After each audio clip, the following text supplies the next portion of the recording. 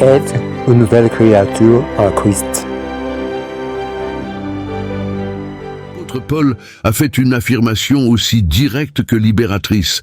Si quelqu'un est en Christ, nouvelle créature il est. Mais qu'est-ce que cela signifie vraiment? Il ne parlait pas de réforme des habitudes, mais de la naissance d'une nouvelle identité. Ce n'est pas une question d'améliorer le comportement, c'est une question d'enterrer le passé. Et si tout est devenu nouveau, pourquoi tant de gens vivent-ils encore comme si rien n'avait changé? Dans la lettre aux Corinthiens, Paul écrit à une communauté marquée par des contrastes. D'un côté, le pouvoir transformateur de l'Évangile. De l'autre, les défis d'une culture corrompue, pleine de valeurs mondaines qui précèdent les nouveaux convertis. Au milieu de cette tension spirituelle, il déclare avec fermeté que si quelqu'un est en Christ, nouvelle créature est, un appel radical qui n'admet pas de neutralité. Pour l'apôtre, suivre Christ n'est pas une réforme morale, ni un changement comportemental superficiel, mais une transformation urgente, essentielle et profonde. La vie chrétienne authentique exige une rupture avec la vieille nature, non une accommodation à elle. Cette urgence devient encore plus évidente lorsqu'on observe le contexte plus large de la lettre. Paul avait affronté des résistances et des méfiances de la part des propres Corinthiens. Certains remettaient en question son autorité apostolique, tandis que d'autres étaient plus préoccupés par des apparences externes que par une réelle sainteté. Face à cela, il réaffirme sa mission et appelle les frères à ne pas recevoir la grâce de Dieu en vain. La nouvelle création n'est pas une option parmi d'autres. C'est le seul chemin légitime pour celui qui a véritablement expérimenté le Christ ressuscité. C'est dans ce contexte que la déclaration de 2 Corinthiens chapitre 5, verset 17, se révèle comme un cri d'alerte spirituelle. Il ne s'agit pas seulement d'une promesse, mais d'un diagnostic spirituel. Qui est en Christ ne peut plus vivre comme il vivait auparavant. Le temps de l'indécision est passé. Paul présente cette vérité comme une réalité présente, concrète, pas comme quelque chose de simplement symbolique. Il exhorte les croyants à ne plus se regarder les uns les autres selon la chair, car la vieille manière d'évaluer, de juger et de se rapporter est laissée derrière. L'apôtre n'écrit pas avec un éloignement Doctrinal. mais avec l'urgence de celui qui comprend le prix du sang versé sur la croix. Il parle avec autorité pastorale, mais aussi avec sensibilité spirituelle. La transformation est urgente parce que le temps est court et l'œuvre de réconciliation a déjà été réalisée. Négliger cette nouvelle vie, c'est mépriser l'Évangile qui libère. C'est pourquoi Paul insiste. Ceux qui sont en Christ ne peuvent pas se contenter d'une foi nominale, mais doivent manifester par des attitudes concrètes l'évidence que quelque chose de nouveau a vraiment commencé. Le défi de Paul aux Corinthiens reste d'actualité. Combien aujourd'hui vivent avec les pieds dans 2 mondes, essayant de maintenir une apparence de foi tout en préservant de vieilles habitudes, des ressentiments et des valeurs déformées? Le message de l'apôtre est clair. La nouvelle création n'est pas un idéal inaccessible, mais une réalité disponible à quiconque s'est véritablement rendu à Christ. C'est un appel à la cohérence, à la sainteté et à l'authenticité, des marques d'une foi qui ne négocie pas avec le passé, mais avance vers la nouveauté de vie, en affirmant que si quelqu'un est en Christ, nouvelle créature est. Paul introduit l'une des expressions les plus riches et profondes de la Doctrine chrétienne. être en Christ. Ce n'est pas seulement une métaphore spirituelle, mais une déclaration d'identité. Être en Christ signifie être uni à lui de façon vitale, comme une branche est liée à la vigne. C'est plus que croire en Jésus, c'est participer à sa vie, sa mort et sa résurrection. Pour Paul, cette union représente la base de la nouvelle existence du chrétien. Il ne s'agit pas de religion ou de doctrine, mais d'une réalité spirituelle qui transforme radicalement l'être humain. Cette nouvelle condition implique un changement de sphère. Qui est en Christ a été transporté du royaume des ténèbres vers le royaume de la lumière. Paul insiste, dans diverses épîtres, que cette union change complètement la manière dont Dieu voit le croyant. Le passé est pardonné, la culpabilité est enlevée et le Saint-Esprit habite dans l'intérieur du régénéré. Cela redéfinit complètement la manière dont le chrétien se rapporte à Dieu, à lui-même et aux autres. Il ne vit plus selon la vieille logique de la chair, mais selon la grâce et la vérité qui coulent de la relation avec le Sauveur, au-delà de l'aspect spirituel. Être en Christ est aussi une expérience relationnelle profonde. Paul se réfère souvent aux frères en Christ comme un seul corps, démontrant que cette nouvelle identité est collective. Être nouvelle création n'est pas un chemin solitaire, mais un appel à vivre en communion avec d'autres qui ont également été régénérés. Ce lien dépasse les barrières culturelles, sociales et ethniques, établissant une nouvelle famille spirituelle fondée sur l'amour et la vérité. La nouvelle création s'exprime concrètement dans la manière dont le croyant se donne, pardonne et sert. Cette compréhension éclaire le type d'engagement que Paul attendait des chrétiens. Être en Christ, c'est vivre en obéissance à sa parole, être guidé par l'Esprit et maintenir une attitude d'humilité devant Dieu.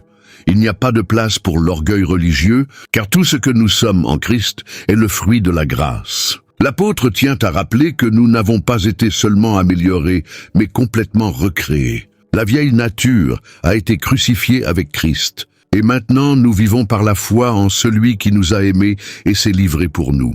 En des temps de superficialité spirituelle, l'accent de Paul résonne comme un appel à la profondeur. Être nouvelle création n'est pas adopter une étiquette religieuse, mais une transformation d'identité qui englobe tout l'être. Le véritable chrétien n'est pas celui qui fréquente simplement un temple, mais celui qui vit en Christ et manifeste cette réalité dans chaque sphère de la vie. Paul enseigne que c'est le plus grand don du salut.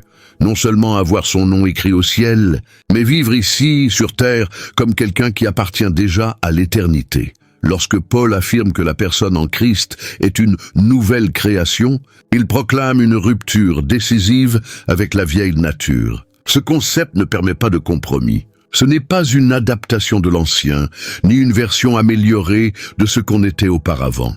C'est une nouvelle origine, un nouveau commencement, une intervention surnaturelle qui remplace la nature corrompue par la vie divine. L'apôtre confronte toute tentative de maintenir l'homme vieux, camouflé sous des comportements religieux. Pour lui, la foi véritable en Christ doit produire des preuves de transformation visibles.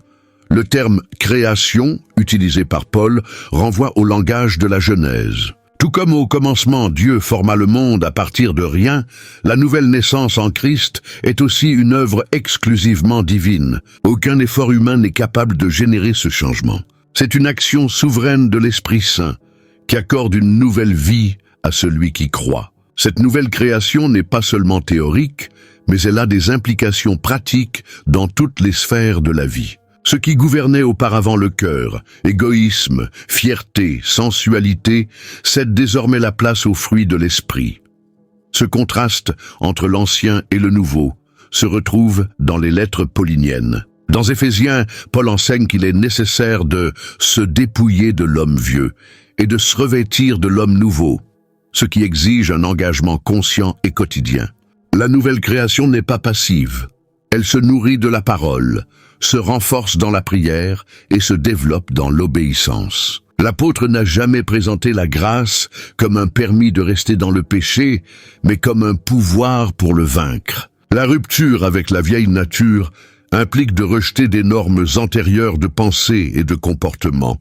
Même quand elles sont culturellement acceptées, Paul reconnaissait que cette transformation ne se produisait pas sans lutte. La chair essaie encore d'exercer son influence, mais il y a maintenant une nouvelle force opérant à l'intérieur du croyant, la vie du Christ. C'est pourquoi il exhortait les frères à vivre selon l'esprit, à mortifier les désirs pécheurs et à chercher les choses d'en haut.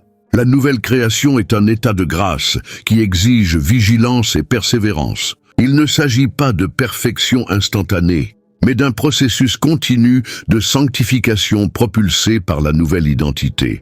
Cette rupture avec la vieille nature est le point de départ pour tout ce qui vient ensuite dans le parcours chrétien. Sans elle, il n'y a pas d'authenticité, pas de croissance, pas de véritable communion avec Dieu. Paul pointe vers cette vérité comme la base de l'évangile qu'il prêchait. La nouvelle naissance en Christ n'est pas un langage symbolique, mais un fait spirituel avec des effets concrets. C'est la fin de la domination du péché et le début d'une nouvelle histoire. écrite non plus par les mains de l'homme, mais par la grâce rédemptrice du Seigneur. Partager cela peut renforcer ceux qui marchent également sur ce chemin. Lorsque Paul déclare que les choses anciennes sont passées, il n'utilise pas seulement un langage poétique, mais transmet une vérité spirituelle aux implications profondes. Il s'agit d'une séparation définitive entre l'ancien mode de vie et la nouvelle réalité en Christ. Pour l'apôtre, l'Évangile n'admet pas de coexistence entre lumière et ténèbres, grâce et péché, vie nouvelle et anciennes habitudes. L'expression suggère que quelque chose a été laissé derrière, non endormi, mais éteint. Cette passé ne doit plus avoir de domination ni d'influence sur celui qui est né de nouveau. Dans l'expérience chrétienne, cette séparation de l'homme vieux exige conscience et position. Paul reconnaissait que les croyants apportaient avec eux des bagages émotionnels, des vices de pensée et des comportements façonnés par des années de vie éloignées de Dieu. Cependant, en écrivant aux Romains, il a clairement indiqué que l'homme vieux avait été crucifié avec Christ, afin que le corps du péché soit détruit et que le croyant ne serve plus le péché. Romains 6, 6. La libération n'est pas seulement de la culpabilité, mais aussi de l'esclavage. L'œuvre du Christ au calvaire garantit non seulement le pardon, mais une réelle liberté. Cette séparation avec le passé doit être accompagnée d'un renouvellement continu de l'esprit. L'apôtre exhortait les croyants à ne pas se conformer à ce monde, mais à être transformés par le renouvellement de l'intelligence pour expérimenter la bonne, agréable et parfaite volonté de Dieu. Romains 12, 2. Cela révèle que bien que les choses anciennes aient passé, il y a un processus d'apprentissage et de discipulat nécessaire pour que cette nouveauté se manifeste pleinement. La nouvelle création n'est pas une fuite du passé, mais une rupture avec lui à travers la vérité de l'Évangile. Paul savait aussi que cette séparation devait être vécue de manière pratique. Dans les relations, dans les affaires, dans les mots et dans les pensées, le chrétien est appelé à démontrer que l'ancien est resté derrière. Le pardon devient un témoignage vivant, que le ressentiment a été laissé au passé. L'honnêteté au travail est une preuve que la corruption a été rejetée. La douceur face aux offenses montre que la nature réactive et vengeresse a été remplacée par l'humilité du Christ. Chaque attitude reflète si cette séparation est véritablement honorée. Beaucoup rencontrent des difficultés parce qu'ils tentent de vivre la nouvelle vie sans abandonner les liens avec ceux qui auraient déjà dû mourir. La parole de Paul confronte cette illusion avec fermeté. Ce qui est passé ne peut plus occuper de place dans la nouvelle marche. La croix du Christ n'a pas été partielle, elle a été totale. Elle a enseveli tout ce qui nous liait à l'ancien système. C'est pourquoi celui qui est nouvelle création doit marcher les yeux tournés vers l'avant, sans nostalgie spirituelle ni concessions au passé. La libération est réelle, et le chemin avec Christ exige légèreté, pureté et un cœur décidé à ne pas reculer, en disant que tout est devenu nouveau. Paul révèle l'étendue complète de l'œuvre de Dieu dans la vie de ceux qui croient. La nouvelle création n'est ni partielle ni limitée à des domaines spécifiques de la vie. Elle atteint l'être dans son ensemble, esprit, âme et corps. Cette rénovation totale est le résultat de la régénération, un miracle opéré par l'Esprit Saint qui accorde une nouvelle vie au cœur mort dans les péchés. Paul décrit cette expérience dans Tite chapitre 3, verset 5, lorsqu'il affirme que nous avons été sauvés par le lavage de la régénération et le renouvellement de l'Esprit Saint. La nouvelle création est donc le résultat direct de cette intervention divine. Cette « tout est devenu nouveau » implique une nouvelle façon de voir, de sentir et de réagir au monde. Là où il y avait auparavant une insensibilité spirituelle, il y a maintenant du discernement.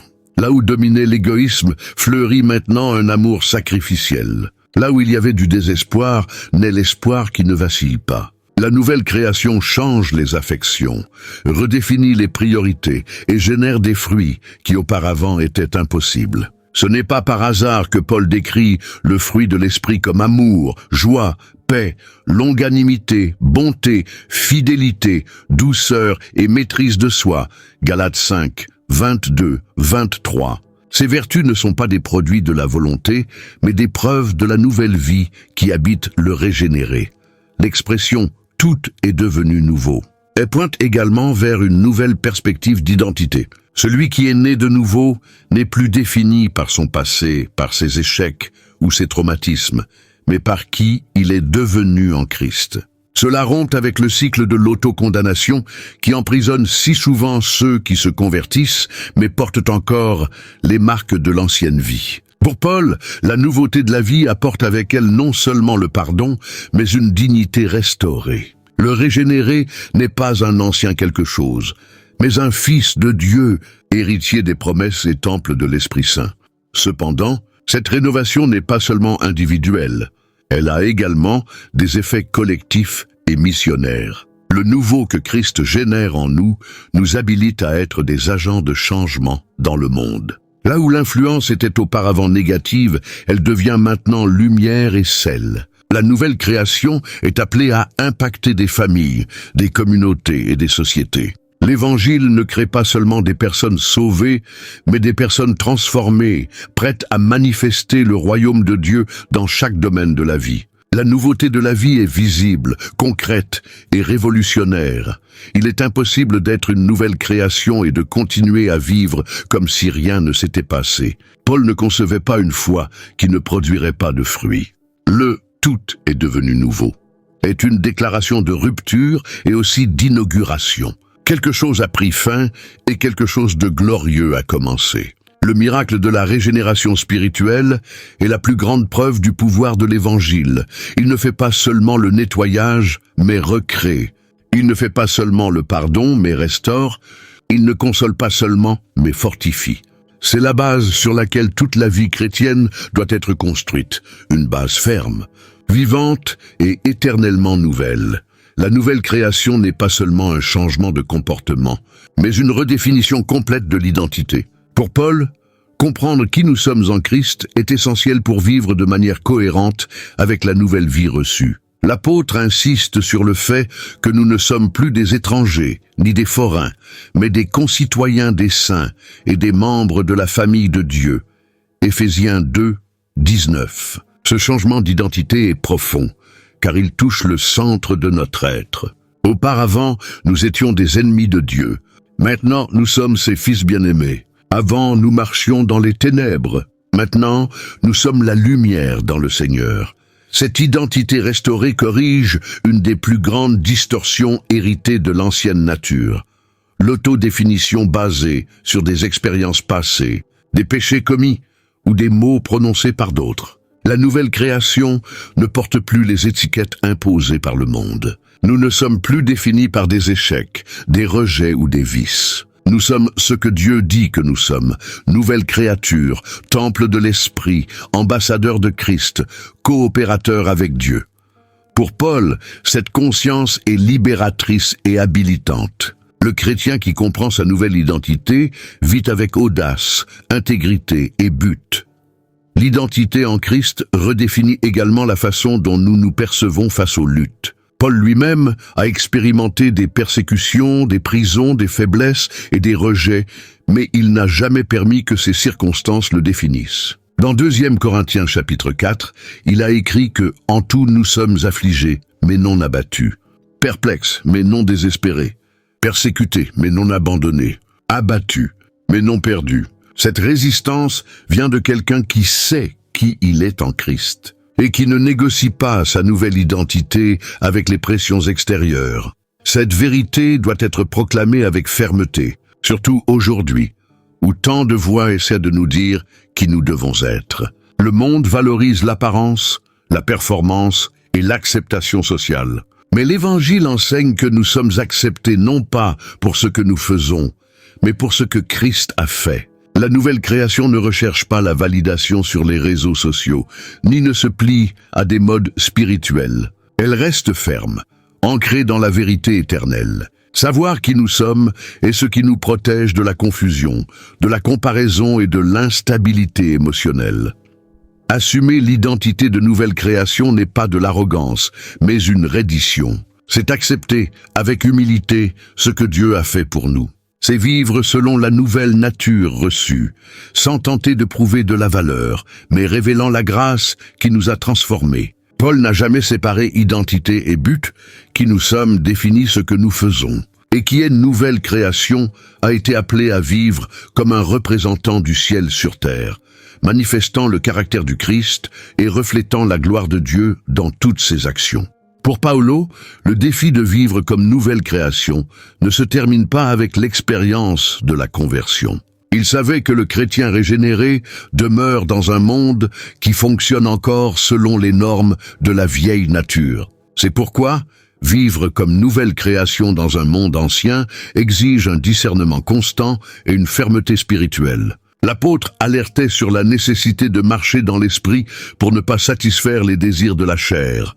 Galates 5, 16. Le conflit entre la nouvelle vie en Christ et le système du monde est inévitable. Et c'est pourquoi il est essentiel de maintenir une vie guidée par la parole et nourrie par la prière. La vie chrétienne est un voyage à contre-courant. Paolo ne cachait pas que suivre le Christ signifiait renoncer aux valeurs de ce siècle. Lui-même a été persécuté, mal compris et rejeté, non pas pour avoir fait le mal, mais pour avoir vécu selon la justice. Le monde rejette la nouvelle création parce qu'elle dénonce, par sa propre existence, les ténèbres autour d'elle. Dans Philippiens chapitre 2 verset 15, Paolo exhorte les croyants à être irréprochables et sincères, enfants de Dieu inculpables au milieu d'une génération corrompue et perverse, parmi laquelle vous brillez comme des astres dans le monde.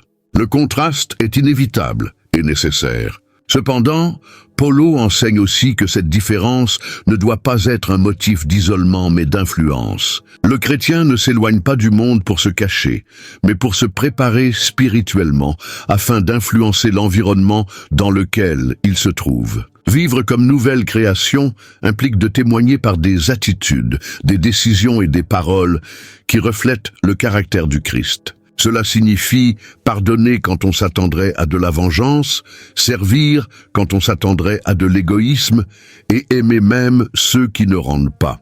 La nouvelle création a la mission d'être un échantillon du royaume de Dieu dans ce monde corrompu. Pour vivre cette réalité, il faut plus que de bonnes intentions. Il faut une communion avec Dieu et avec le corps du Christ. La nouvelle création n'a pas été faite pour marcher seule. Paolo renforce constamment l'importance de la communauté de foi comme soutien spirituel, lieu d'édification et de correction. Ceux qui essaient de vivre cette nouvelle vie de manière isolée deviennent des proies faciles pour les tentations et les tromperies subtiles du système mondain.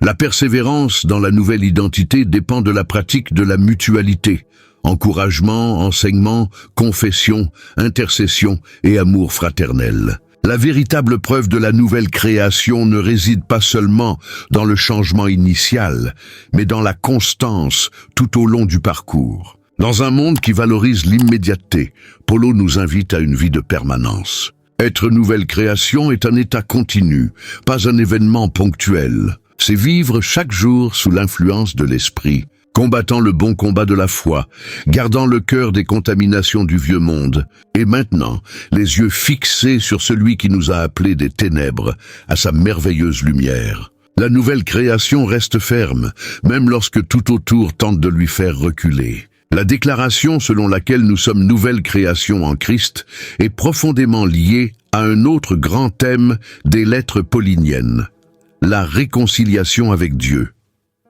Pour l'apôtre, la transformation intérieure que nous recevons n'est pas une fin en soi, mais l'évidence que nous avons été restaurés à notre Créateur. Dans 2 Corinthiens chapitre 5, verset 18, juste après avoir affirmé que tout est devenu nouveau, Paolo explique que tout cela vient de Dieu, qui nous a réconciliés avec lui-même par Christ. La nouvelle création est le fruit direct de cette réconciliation divine. Avant Christ, l'humanité était séparée de Dieu à cause du péché. Il n'y avait pas de véritable communion, seulement des tentatives infructueuses de religiosité. Mais en Christ, le voile a été déchiré et l'inimitié a été abolie. Paolo enseigne dans Colossiens chapitre 1, verset 22, que maintenant, nous avons été réconciliés dans le corps de la chair de Christ, par la mort, afin de vous présenter saints, irréprochables et inculpables devant lui. La nouvelle création, donc, est le résultat du pardon et de la paix établie entre Dieu et l'homme. Une paix qui ne dépend pas du mérite humain, mais du sacrifice parfait de Jésus. Cette réconciliation n'est pas seulement positionnelle, mais relationnelle. Cela signifie qu'à présent, nous avons un accès direct au Père, une communion quotidienne avec lui et la liberté de nous approcher avec confiance. Paulo savait la valeur de cela. C'est pourquoi il appelait toujours les croyants à profiter de cette relation restaurée avec intimité et gratitude. Le régénéré ne vit plus comme un esclave craignant le châtiment, mais comme un fils qui connaît le cœur du Père. Cela transforme la prière, l'adoration et la manière dont le chrétien affronte la vie. Tout est vu sous l'angle de la communion avec Dieu. De plus, la réconciliation nous confère également un nouveau ministère, celui de la réconciliation. Paulo clarifie que tout comme nous avons été réconciliés, nous sommes maintenant des ambassadeurs qui représentent Christ et qui implorent les hommes, réconciliez-vous avec Dieu. 2 Corinthiens 5, 20. La nouvelle création ne peut pas être passive face à la réalité d'un monde perdu. Elle porte une mission urgente d'annoncer qu'il y a pardon, paix et restauration disponibles en Christ. C'est la continuité naturelle de ceux qui ont été atteints, devenir un instrument pour atteindre les autres. Par conséquent, être nouvelle création n'est pas seulement un privilège, mais une responsabilité. Celui qui a été réconcilié est maintenant un messager de la réconciliation. La vie régénérée est un témoignage vivant que Dieu transforme encore et sauve. Paulo nous appelle à vivre à la hauteur de cet appel, comme des fils réconciliés qui marchent en droiture et comme des serviteurs fidèles qui proclament l'évangile de la paix. La nouvelle création et la réconciliation ne se séparent pas. Elles avancent ensemble, nourrissant une foi vivante, active et engagée envers la gloire de Dieu. La nouvelle création n'est pas une expérience privée destinée à rester secrète, mais une réalité qui doit être manifestée publiquement. Pour Paul, le chrétien régénéré porte une mission claire, rendre visible la transformation que Dieu a opérée. Cette manifestation ne se produit pas seulement en parole, mais principalement en attitude. Dans Éphésiens chapitre 5, verset 8, il dit « Parce qu'autrefois vous étiez ténèbres, mais maintenant vous êtes lumière dans le Seigneur. Marchez comme des fils de la lumière. » La mission est de marcher dans le monde comme un reflet de la lumière du Christ, montrant à travers la vie ce que signifie être nouvelle création. Cette manifestation a pour premier champ la propre maison. Paul, en écrivant sur la vie chrétienne pratique, ne séparait pas le spirituel du quotidien. La nouvelle création se révèle dans le mari qui aime sacrifiément, dans la femme qui édifie, dans les enfants qui obéissent et dans les parents qui instruisent avec patience. La nouveauté de vie doit être vue à table, dans les conversations, dans les décisions et dans les petites attitudes du jour au jour. L'apôtre comprenait que le foyer est le premier pupitre de tout chrétien, et c'est là que la cohérence entre foi et pratique commence à être observée. Un autre aspect essentiel de la mission de la nouvelle création est l'intégrité. Paul guide les croyants à vivre d'une manière digne de l'Évangile, pour que même ceux qui ne connaissent pas Dieu soient impactés. Dans Philippiens chapitre 1, verset 27, il écrit « Vous devez vous comporter dignement conformément à l'Évangile du Christ. Cela inclut l'honnêteté au travail, la compassion dans le traitement des autres, la fidélité dans les engagements et une vie d'humilité devant le Seigneur. » La nouvelle création est appelée à vivre de manière contre-culturelle, non par rébellion, mais par fidélité. Manifester la nouveauté de vie inclut également le courage de témoigner. Paul n'a jamais eu honte de l'Évangile et mettait au défi les frères de faire de même. La nouvelle création est appelée à parler de ce qu'elle a vu et vécu, à annoncer avec audace qu'il y a de l'espoir, de la guérison et du salut en Christ. Cela ne signifie pas agressivité, mais fermeté. Il ne s'agit pas d'imposer, mais de proposer, de semer avec amour et vérité. Le témoignage personnel d'une vie transformée est l'un des outils les plus puissants que l'Évangile possède. La mission de la nouvelle création est de continuer ce que Christ a commencé. Nous sommes appelés à révéler au monde la beauté d'une vie qui a été remodelée par les mains du Créateur. Nous n'avons pas seulement été sauvés de quelque chose, mais pour quelque chose, pour glorifier Dieu, servir notre prochain et porter le message de la croix en avant. La nouvelle création est la réponse vivante à la question du monde. Existe-t-il une transformation véritable? Et Paul répond avec conviction, oui, il existe, et elle commence en Christ, mais ne finit jamais en nous. Beaucoup de choses changent avec le temps. Mais rien ne se compare à ce que Dieu fait lorsque tout devient nouveau.